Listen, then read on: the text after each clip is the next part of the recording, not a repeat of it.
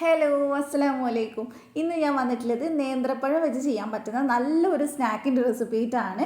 നല്ല ടേസ്റ്റാണ് കേട്ടോ കഴിക്കാൻ, അതുപോലെ തന്നെ ഈസിയാണ് ചെയ്യാൻ. അപ്പോൾ എല്ലാവരും ട്രൈ ചെയ്ത് നോക്കുക. നേന്ത്രപ്പഴം നെയ്യടയാണ് നമ്മൾ ഇന്ന് ചെയ്ത് കാണിക്കുന്നത്. അപ്പോൾ നമുക്ക് വീഡിയോയിലോട്ട് പോവാം. അപ്പോൾ ഇതുണ്ടാക്കാനായിട്ട് ഞാനിവിടെ അത്യാവശ്യം പഴുത്തിട്ടുള്ള 2 നേന്ത്രപ്പഴം എടുത്തിട്ടുണ്ട്. അപ്പോൾ ഇത് നമുക്ക് ചെറുതായിട്ടൊന്ന് കട്ട് ചെയ്തെടുക്കാം. അതിനുശേഷം ഞാനിവിടെ ഒരു പാനിൽ 1 ടേബിൾ സ്പൂൺ നെയ്യ് ചേർത്ത് കൊടുക്കുന്നുണ്ട്. അതൊന്ന് ചൂടാവുന്ന സമയത്ത് ചെറുതായിട്ട് കട്ട് ചെയ്തിട്ടുള്ള നമ്മുടെ നേന്ത്രപ്പഴം ഇതിലേക്ക് ചേർത്ത് കൊടുക്കുക. നല്ല പഴുത്ത നേന്ത്രപ്പഴമാണെങ്കിൽ പെട്ടെന്ന് തന്നെ നമുക്ക് വഴറ്റിയെടുക്കാൻ പറ്റും, ഒരുപാട് സമയമൊന്നും എടുക്കില്ല. അപ്പോൾ നന്നായിട്ട് നമുക്ക് വഴറ്റിയെടുക്കാം. പിന്നെ ഈ ചാനൽ ആദ്യമായിട്ട് കാണുന്നവരുണ്ടെങ്കിൽ ഒന്ന് സബ്സ്ക്രൈബ് ചെയ്തേക്കണേ. തൊട്ടടുത്തുള്ള ബെല്ല് ക്ലിക്ക് ചെയ്തിട്ട് ഓളോടെ ക്ലിക്ക് ചെയ്യുക, എന്നാൽ മാത്രമേ ഞാൻ ഇടുന്ന വീഡിയോസൊക്കെ നിങ്ങൾക്ക് കിട്ടുള്ളൂ. അപ്പോൾ നല്ല പോലെ വഴറ്റിയെടുക്കുക. അത്യാവശ്യം ഒന്ന് വഴണ്ട് വരുന്ന സമയത്ത് നമുക്കിതിലേക്ക് പഞ്ചസാര ചേർത്ത് കൊടുക്കാം. അപ്പം മധുരം പഴത്തിൻ്റെ മധുരം നോക്കിയിട്ട് അഡ്ജസ്റ്റ് ചെയ്ത് ചേർക്കണം. ഞാനിവിടെ ഒരു 2 ടീസ്പൂൺ ചേർത്ത് കൊടുക്കുന്നുണ്ട്. അപ്പോൾ അത്രയും തന്നെ മതി, നല്ല മധുരമുണ്ട് ഇത്. അപ്പോൾ അതുകൊണ്ട് നന്നായിട്ട് മിക്സ് ചെയ്തിട്ട് നമുക്ക് ഫ്ലെയിം അങ്ങ് ഓഫ് ചെയ്യാം. നല്ലോണം വെന്തിട്ടുണ്ട്, നന്നായിട്ട് വഴറ്റിയെടുത്തിട്ടുണ്ട്. അപ്പോൾ ഇത്രയും മതി. അപ്പോൾ ഇനി നമുക്ക് ഇതിലേക്കുള്ള ബാറ്ററി ഉണ്ടാക്കണം. അപ്പോൾ ഒരു മിക്സിയുടെ ജാർ എടുത്തിട്ട് അതിലേക്ക് 1 കപ്പ് മൈദ ഞാൻ ചേർത്ത് കൊടുത്തിട്ടുണ്ട്. പിന്നെ 1 കപ്പ് പാലും കൂടെ ചേർത്ത് കൊടുക്കുക. വേവിച്ച പാലൊന്നുമല്ല, നോർമൽ പാൽ അങ്ങനെ എടുത്തിട്ടുള്ളതാണ്. അതിലേക്ക് 1/2 കപ്പ് വെള്ളം കൂടി ഒഴിച്ചിട്ടുണ്ട്. പിന്നെ ആവശ്യത്തിന് ഉപ്പ് ചേർത്തിട്ട് ഇത് നല്ലപോലെ അടിച്ചെടുക്കുക. ഒട്ടും തന്നെ കട്ടയില്ലാതെ അടിച്ചെടുക്കണം. അപ്പോൾ ഞാനിത് അടിച്ചെടുത്തിട്ടുണ്ട്. ഇനി നമുക്കിതൊരു ബൗളിലേക്ക് മാറ്റി കൊടുക്കാം. അപ്പോൾ നമ്മുടെ ആദ്യത്തെ ബാറ്റർ ഇവിടെ റെഡിയായി. അപ്പോൾ ഇനി നമുക്ക് മുട്ടൻ്റെ ബാറ്റർ ഉണ്ടാക്കിയെടുക്കാം. അപ്പോൾ നമുക്ക് മിക്സിയിൽ സെയിം മിക്സിയിൽ തന്നെ ചേർത്താൽ മതി. 4 മുട്ട ചേർത്ത് കൊടുക്കുക. ഞാനിത് നേന്ത്രപ്പഴമൊന്നും ഇല്ലാതെ പ്ലെയിൻ ആയിട്ടുള്ള നെയ്യട ഇട്ടിട്ടുണ്ട്. പക്ഷേ ഇതാണ് മറ്റേ നെയ്യടേനേക്കാളും ടേസ്റ്റ് ഉണ്ടാവുക. കാരണം നമ്മളിങ്ങനെ വായിലിടുമ്പോൾ തന്നെ നല്ലൊരു ഫ്ലേവർ കിട്ടും, നല്ലപോലെ അലിഞ്ഞു പോണ പോലെ തോന്നും നമുക്ക്. പിന്നെ ഇതിലേക്ക് ഞാൻ 1/4 കപ്പ് പഞ്ചസാരയും 2 നുള്ളു മഞ്ഞൾപ്പൊടി, 2 ഏലക്ക ഇട്ടിട്ടുണ്ട്. ആ ഏലക്ക ഇടുന്ന വീഡിയോ എൻ്റെ അടുത്തുനിന്ന് ക്ലിപ്പ് ഡിലീറ്റ് ആയി പോയതാണ് കേട്ടോ. ക്യാമറയ്ക്ക് ചെറിയൊരു പ്രശ്നം ഉണ്ടായിരുന്നു. അപ്പോൾ ഇനി ഇതെല്ലാം കൂടി ഇട്ടിട്ട് നന്നായിട്ട് അടിച്ചെടുക്കാം. അപ്പോൾ ഞാനിത് അടിച്ചെടുത്തിട്ടുണ്ട്. അപ്പോൾ നമ്മുടെ 2 ബാറ്റർ ഇവിടെ റെഡിയായി. ഇനി ഇത് ഉണ്ടാക്കാനായിട്ട് ഞാനിവിടെ ഒരു സോസ് പാൻ വെച്ചിട്ടുണ്ട്. അതൊന്ന് ചൂടാവുന്ന സമയത്ത് നമുക്ക് അതിലേക്ക് ഒന്ന് നന്നായിട്ട് എല്ലായിടെയും ഒന്ന് നെയ്യൊന്ന് സ്പ്രെഡ് ചെയ്ത് കൊടുക്കുക. നമുക്ക് പെട്ടെന്ന് ഇളക്കിയെടുക്കാൻ വേണ്ടിയിട്ടാണ്. അപ്പോൾ അതൊന്ന് ഒരു ചൂടൊന്ന് തീയൊന്ന് കുറച്ച് വെക്കുക. അതിനുശേഷം ഇതിലേക്ക് നമ്മൾ ആദ്യം തന്നെ ഒഴിക്കുന്നത് മൈദ ബാറ്ററാണ്. അപ്പോൾ അത് ഒരു തവി ഒഴിച്ചിട്ട് നമുക്കിങ്ങനെ ചുറ്റിച്ചെടുക്കാം. സൈഡൊക്കെ നന്നായിട്ട് സെറ്റായി കിട്ടാൻ വേണ്ടിയിട്ടാണ്.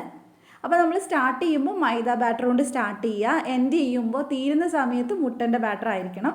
അപ്പോൾ ഇത് അടച്ച് വെച്ചിട്ട് ജസ്റ്റ് 1 മിനിറ്റ് അത്രയ്ക്ക് വേണ്ടി വരുള്ളൂ. ഇതിവിടെ വെന്തിട്ടുണ്ട്. ഇതിൻ്റെ മേലെ നമുക്ക് വീണ്ടും കുറച്ച് നെയ്യാക്കി കൊടുക്കാം. ബ്രഷ് വെച്ച് സ്പ്രെഡ് ചെയ്ത് കൊടുത്താൽ മതി. അപ്പോൾ എല്ലായിടെയും നെയ്യാക്കി കൊടുത്തതിന് ശേഷം നമ്മൾ ഇതിലേക്ക് മുട്ടയുടെ ബാറ്ററാണ് ഒഴിച്ചു കൊടുക്കുന്നത്.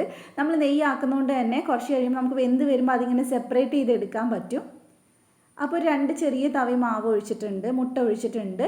അതിൻ്റെ മേലെയായിട്ട് ഇനി നമ്മൾ വേവിച്ച് വെച്ചിട്ടുള്ള നേന്ത്രപ്പഴം ഇതുപോലെ ഒന്ന് ഇട്ട് കൊടുക്കുക. അവിടെ ഇവിടെയൊക്കെ ആയിട്ട് അങ്ങ് ഇട്ട് കൊടുത്താൽ മതി. അപ്പോൾ അത് മുഴുവനായിട്ട് ഇട്ടതിന് ശേഷം പിന്നെ നമ്മൾ ഇതൊന്ന് അടച്ച് വെച്ച് വേവിക്കണം. ഇത് ചിലപ്പോൾ ഇത്രയും കൂടെ നേരം വേണ്ടി വരും, ഒരു 1-1.5 മിനിറ്റ് വേണ്ടി വരും വേവാൻ. അത് ലോ ഫ്ലെയിമിൽ തന്നെ ചെയ്യുക. അപ്പോൾ വെന്തിട്ടുണ്ട്. നമ്മളിനി ഇതിൻ്റെ മേലയിൽ വീണ്ടും മൈദൻ്റെ ബാറ്റർ ഒഴിച്ചു കൊടുക്കുകയാണ്. നമ്മൾ മൈദൻ്റെ ബാറ്റർ ഒഴിച്ചതിന് ശേഷം അത് വെന്തതിന് ശേഷം മാത്രമേ നെയ്യ് ചേർക്കുന്നുള്ളൂ. മുട്ട ബാറ്ററിൻ്റെ മേലെ നെയ്യ് ചേർക്കുന്നില്ല. അപ്പോൾ അതും അടച്ച് വെച്ച് നമുക്ക് 1 മിനിറ്റ് ഒന്ന് വേവിക്കാം. അപ്പോൾ അതേ വെന്തിട്ടുണ്ട്. നമ്മൾ വീണ്ടും നെയ്യാക്കി കൊടുക്കുകയാണ്. അപ്പോൾ ഇതേപോലെ തന്നെ നമ്മൾ ഫുള്ളായിട്ട് ഓരോ ലെയറായിട്ട് ചെയ്ത് വരണം. അപ്പോൾ എല്ലാ ലെയറിലും നമുക്ക് ആ നേന്ത്രപ്പഴം ഇങ്ങനെ ചേർക്കണോണ്ട് തന്നെ നല്ലൊരു ഫ്ലേവർ ഉണ്ടാവും എല്ലാത്തിനും.